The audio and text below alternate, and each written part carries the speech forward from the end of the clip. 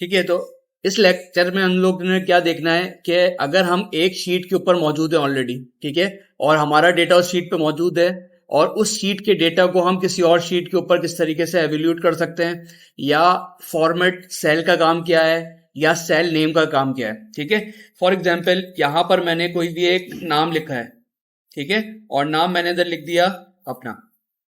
अब मैं क्या चाह रहा हूं कि शीट ए के ऊपर जो भी मैंने नाम लिखा है, इस सेल का नाम क्या आ रहा है आपके पास, अभी इस सेल का नाम आ रहा है C4। इस C4 को हम लोग चेंज करके रख सकते हैं। फॉर एग्जांपल मैंने इसका नाम रख दिया पाकिस्तान।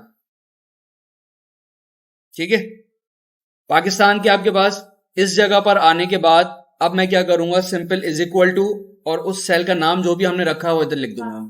ठीक है, जो भी सेल में आप लोग यहां पे एंट्री करोगे ऑटोमेटिक आपके पास इधर आ जाएगी।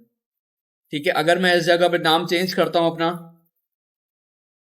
ठीक है, तो वहां पर जाकर देखेंगे हम, तो ऑलरेडी आपके पास वही रिकॉर्ड आ रहा होगा जो आपकी इस शीट में मौजूद है।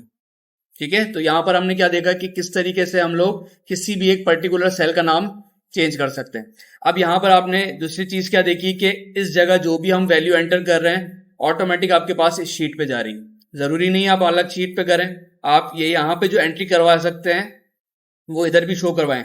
इज इक्वल टू, अगर यहां पे मैंने लिखा पाकिस्तान, एंटर करेंगे तो जो यहां पर लिखा होगा वो इधर आ जाएगा। यहां से मैंने अभी फिलहाल क्या किया, इसको क्लियर, इधर एक और शीट ले लेते हैं। इस जगह मैं चाह रहा हूं कि मैं लिखूं टेबल नेम। ठीक है, फॉर एग्जाम्पल मुझे चाहिए 2 का टेबल। ठीक है, जब मैं यहां पे 2 लिखूं तो ऑटोमेटिक यहां पे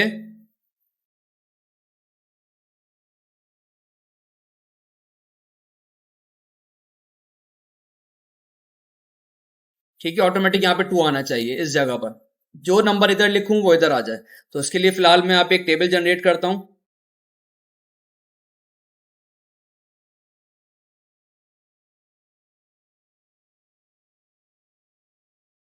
अच्छा, अब यहां पर हम लोग मल्टीप्लाई का फॉर्मूला पढ़ चुके हैं।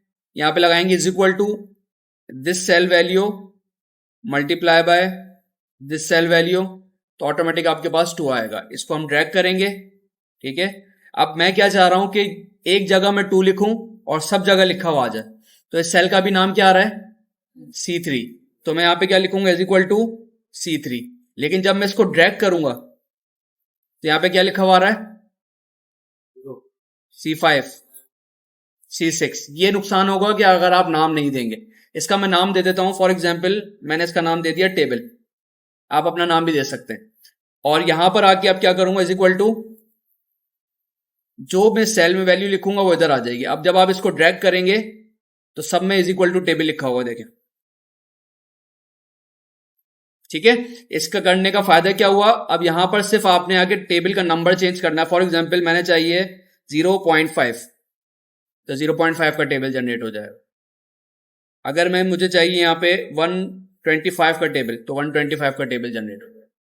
अगर मुझे चाहिए 200 का टेबल, तो 200 का टेबल, सॉरी 200 का टेबल यहां पर आपके पास जनरेट हो जाएगा। आपका असाइनमेंट क्या करना है इसमें, हमने फॉर एग्जाम्पल अगर आप चाह रहे हैं कि एज इट इज टेबल मैं इधर 3 का भी जनरेट करवाऊं, यानी कि मैं 2 लिखूं और ऑटोमेटिक 3 का बन जाए, तो यहां पे आप लोग क्या करोगे, टेबल के साथ इज इक्वल टू +1।